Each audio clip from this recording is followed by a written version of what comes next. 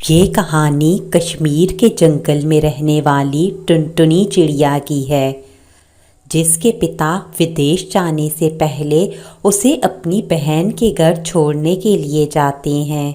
पिंकी, मेरी बहन, मैं अपनी बेटी को तुम्हारे हवाले करके विदेश जा रहा हूँ।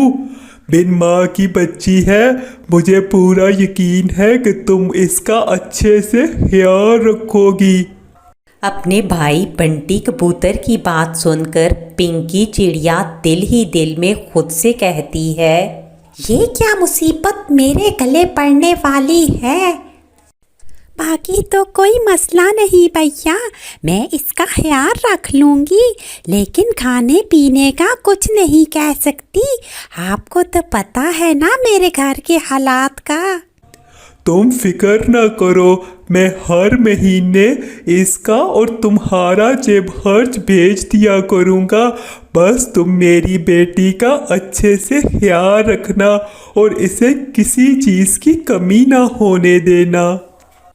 जब पिंकी चिड़िया महीने के जेब खर्च का सुनती है तो मन ही मन में खुश हो जाती है और सोचती है, लो मैं इसे अपने पास रख लेती हूँ, 2 पैसे तो घर आएंगे ना। भैया इसे मेरे पास बेफिक्र होकर छोड़कर चले जाए, मैं इसका खूब ख्याल रखूँगी। फिर बंटी कबूतर अपनी बेटी टुनटुनी चिड़िया को अपनी बहन के पास छोड़कर विदेश चला जाता है। रास्ते में बंटी कबूतर का जहाज़ एक हादसे का शिकार हो जाता है और वो मौका पर जहांबाग हो जाता है। जब पिंकी चिड़िया को खबर मिलती है तो वो टुनटुनी चिड़िया से कहती है, मेरी तो किस्मत ही ख़राब निकली, सोचा था इस करम चल्ली को पास रख लूँगी तो इसी बहाने 2 पैसे मेरे पास आ जाएंगे, लेकिन मेरे तो सारे सपनों पर झाड़ू फेर गया। अब मैं क्या तुम्हारा अचार डालूंगी, जाओ और जल्दी से रोटी बनाकर लाओ। लेकिन बुआ जी, मुझे तो रोटी पकाने नहीं आती। और महारानी साहबा को और क्या करना आता है। बुआ जी, मुझे कुछ भी करना नहीं आता। पिताजी कहते थे कि मैं अभी बहुत छोटी हूँ। चल जहाँ से जा और जल्दी से रोटी बनाकर ला, मेरा दिमाग ना खराब कर। फिर टुनटुनी चिड़िया किचन में जाकर रोटी बनाने लगती है। इतने में पिंकी चिड़िया भी वहाँ आ जाती है। वो टुनटुनी चिड़िया की रोटी को देखकर कहती है, जब तक तुम्हें ये गरम चिमटा नहीं लगेगा तुम्हारी रोटी चांद जैसी गोल नहीं बनेगी। हाँ मैं जल गई। बुआ जी ऐसा ना करो, मुझे बहुत जलन हो रही है। इसी तरह समय गुजरने के साथ साथ पिंकी चिड़िया के अत्याचार बढ़ने लगते हैं। एक दिन जब टुनटुनी चिड़िया पिंकी चिड़िया के लिए चाय लाती है तो चाय का रंग न पसंद आने पर पिंकी चिड़िया टुनटुनी चिड़िया पर वो चाय गिरा देती है। ये तुमने चाय बनाई है, रंग ही इतना काला है, पीने को कैसी होगी। हाँ मैं जल गई, मुझे बहुत दर्द हो रहा है, मेरे हाथ पांव जल गए, हाँ मैं क्या करूं। इस तरह पिंकी चिड़िया के दिमाग में हर वक्त टुनटुनी चिड़िया सवार रहती थी। इस टुनटुनी चिड़िया ने तो मेरी मत ही मार दी है। मैंने तो सोचा था कि इसकी वजह से 2 पैसे घर आएंगे, लेकिन वारे मेरी किस्मत, ये तो ना काम की और ना काज की, बस दुश्मन अनाज की निकली। इस तरह टुनटुनी चिड़िया के बारे में सोचते सोचते पिंकी चिड़िया सो जाती है और वो ख्वाब में देखती है कि वो टुनटुनी चिड़िया को चारा करने वाली मशीन में डाल रही है। आज तो मैं इस टुनटुनी को नहीं छोड़ूंगी, इसे हमेशा हमेशा के लिए खत्म कर दूंगी। मुझे बचा लो, कोई मुझे बचा लो, मेरी मदद करो, कोई मुझे बचा लो, मैं मर जाऊंगी, मेरी मदद करो। लेकिन पिंकी चिड़िया उसकी एक नहीं सुनती और उसे मशीन में ही मार देती है। पुलिस पिंकी चिड़िया को पकड़कर सारी जिंदगी के लिए जेल में बंद कर देती है। ये सब देखकर पिंकी चिड़िया डर जाती है और उसकी आंख खुल जाती है। इस टुनटुनी की वजह से मैं जेल नहीं जाऊंगी।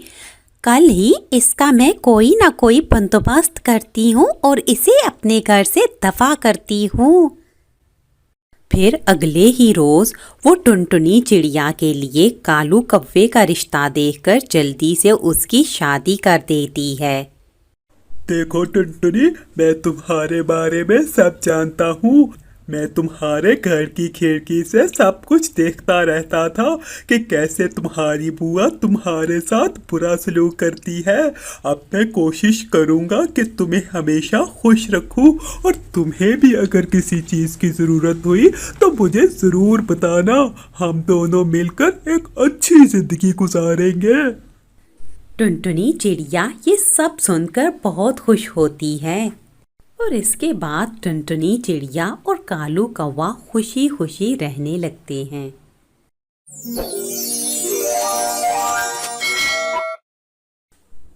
सुंदरपुर नगर में टुनटुनी चिड़िया अपनी माँ टूनी और बेटी सुनहरी के साथ रहती थी। वो बाजार में सब्जियां बेचा करती थी। उसके घर के पीछे एक छोटा सा आंगन था जहाँ वो सब्जियां उगाती थी, और जितनी भी वो सब्जियां उगाती थी उनको रेहड़ी पर रखकर इधर उधर घूमकर वो बेच देती थी। लो आ गई टुनटुनी, ताजा ताजा हरी हरी सब्जियां लेकर। टुनटुनी की आवाज़ सुनकर सारे पक्षी जल्दी जल्दी सब्जियां लेने चले आते थे। इसी तरह टुनटुनी की ज़िंदगी गुजर रही थी।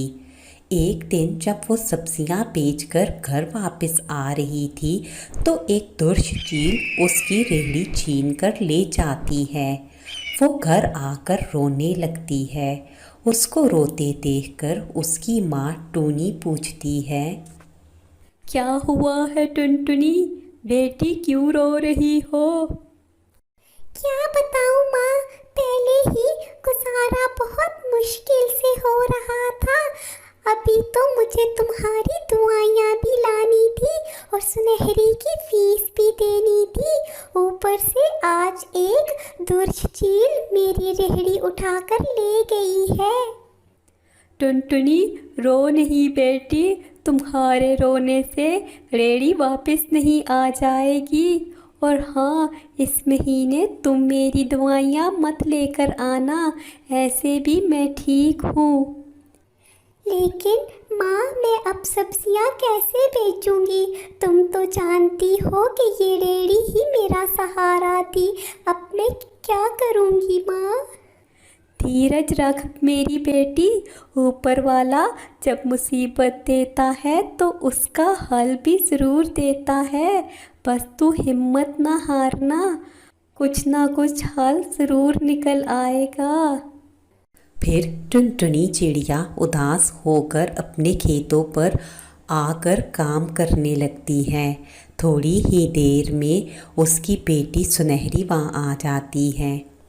मम्मी मम्मी, नानू ने ये खाना भिजवाया है और कह रही है कि जल्दी से खाना खा लो, इससे पहले कि ये ठंडा हो जाए। ठीक है सुनहरी, तुम खाना वहाँ रख दो, मैं काम से फारिग होकर खाना खा लूँगी। इसके बाद टुनटुनी चिड़िया अपने काम में लग जाती है। काम ख़त्म करने के बाद जैसे ही टुनटुनी खाने के पास आती है, वहाँ पर एक बूढ़ा पक्षी भी मौजूद होता है, जो टुनटुनी चिड़िया को देखते ही कहता है, मैं 2 दिनों से भूखा हूँ, बेटी मुझे कुछ खाने को दे दो। ये लो पापा, ये मेरा खाना तुम खा लो, ऐसे भी मुझे आज भूख नहीं है। मुझे पता है बेटी कि तुम बहुत उदास हो। तुमने बूढ़े को खाना दिया है। ये लो टोकरी, ये तुम्हारा इनाम है। आइंदा से तुम अपनी सब्जियां इस टोकरी में रख कर बेचना और फिर चमत्कार देखना। फिर टुनटुनी चिड़िया अपनी सारी सब्जियां उस टोकरी में रख कर बेचने चली जाती है। थोड़ी ही देर में टुनटुनी चिड़िया की सारी सब्जियां अच्छे दामों बिक जाती हैं और वो खुशी खुशी घर आ जाती है। घर आकर वो देखती है कि उसकी टोकरी खाली नहीं होती बल्कि सब्जियों से भरी होती है। इतने में टुनटुनी की माँ टूनी भी वहाँ आ जाती है।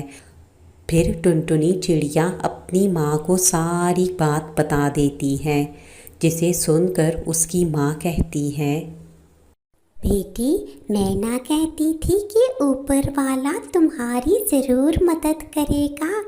देखो, इसने तुम्हारी मदद के लिए उस बूढ़े पक्षी को भेज दिया था। अब तो तुम खुश हो ना? हाँ माँ, मैं बहुत खुश हूँ और सोच रही हूँ कि क्यों ना मैं अपनी दुकान खोल लूँ और बाकी पक्षियों की भी मदद करूँ। ये सुनकर टुनटुनी चिड़िया की माँ बहुत खुश होती है और फिर वो सब खुशी खुशी रहने लगते हैं।